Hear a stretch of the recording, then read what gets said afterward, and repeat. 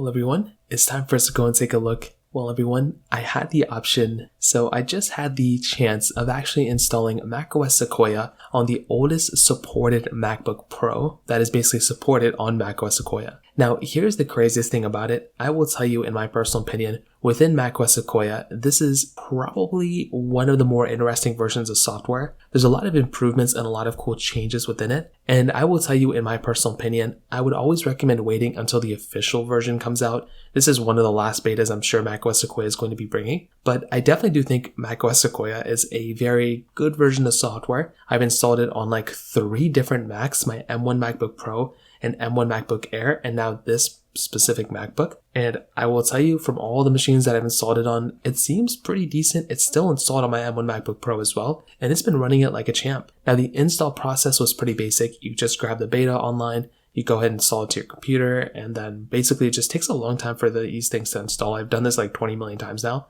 Now, this MacBook did kind of ramp up the fans quite a bit. It did get very hot after installing it. So keep that in mind. This is the oldest supported MacBook on this version of software, so it's definitely going to have some issues here and there. Now, there's a lot of features that probably will not be supported on this particular MacBook, and I can just lay you out a few. Number one, the biggest feature, Apple Intelligence is not going to be supported on this particular MacBook as far as I know. This specific MacBook, for Apple Intelligence, it basically requires an M1 series of Macs or newer. So all the Intel Macs are not going to be supported on this. So if you're planning on going through and buying a MacBook and like this one and getting Apple Intelligence, you're not going to be able to get it. You will have to pay for a M1 series of MacBooks or newer in order to actually get that type of capability. So I know it's sad, but it's just one of those things that kind of, has to happen here. Now, on top of that, everything that you probably expect on your MacBook is still going to work. One of the coolest things that you're going to be getting inside of this Mac that I actually loved a lot was the fact that this Mac is actually giving you the widgets on the main display. So I actually like that a lot. I don't know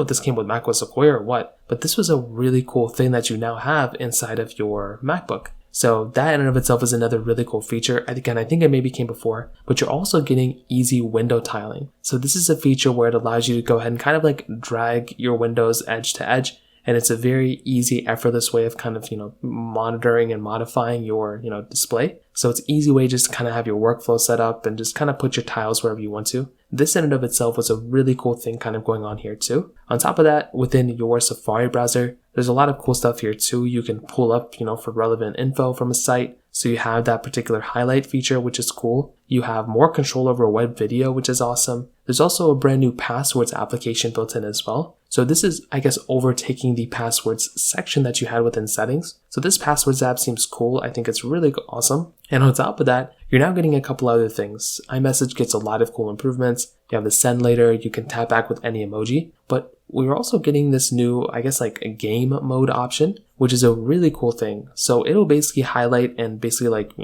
focus on gaming when you have, game mode enabled on your MacBook. So this is something that's really cool as well. And I definitely do think, once again, if you're going to pick up a MacBook, if you're going to pick up a MacBook Pro, this is probably going to be one of the last updates available on this particular MacBook, the 2018 model. So I would say go for it. I think it's a really good option, but don't install it yet. I would 1,000,000% recommend waiting until it officially comes out. And even then, I'd probably recommend waiting out a little bit longer than that. So that pretty much covers it up there. If you have any other thoughts or questions, please let me know in the comment section below. Hit the like button, that would mean so much, but definitely hit that subscribe button. More importantly than everything else, I love every single one of you guys. Hopefully I'll catch you guys in the next video. Peace out till then.